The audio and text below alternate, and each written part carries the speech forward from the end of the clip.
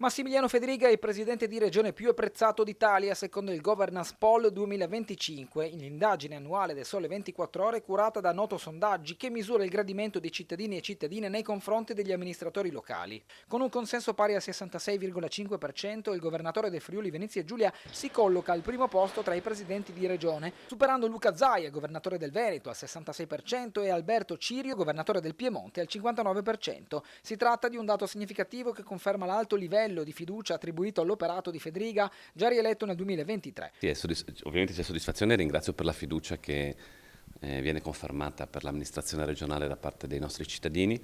È chiaro che questo però ci mette di fronte ancora un maggiore impegno, serietà e realismo di dover continuare a dare le migliori risposte possibili alla nostra comunità.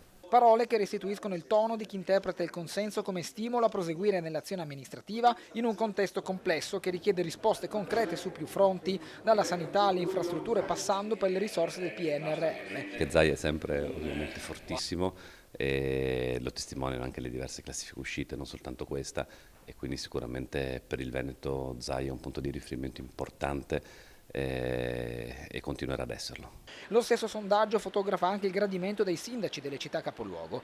A Trieste il primo cittadino Roberto Di Piazza ottiene il 50% dei consensi, in calo dell'1,3% rispetto all'anno precedente. Nel complesso il Governance Poll 2025 evidenzia una tendenza già emersa negli anni precedenti. I governatori del nord, in particolare del nord-est, continuano a godere di un rapporto solido con i rispettivi elettorati. Il Friuli Venezia Giulia si conferma in questo scenario come una delle regioni con il più alto tasso di fiducia nei confronti delle istituzioni locali, trainata da una leadership che al momento sembra mantenere saldo il consenso raccolto alle urne.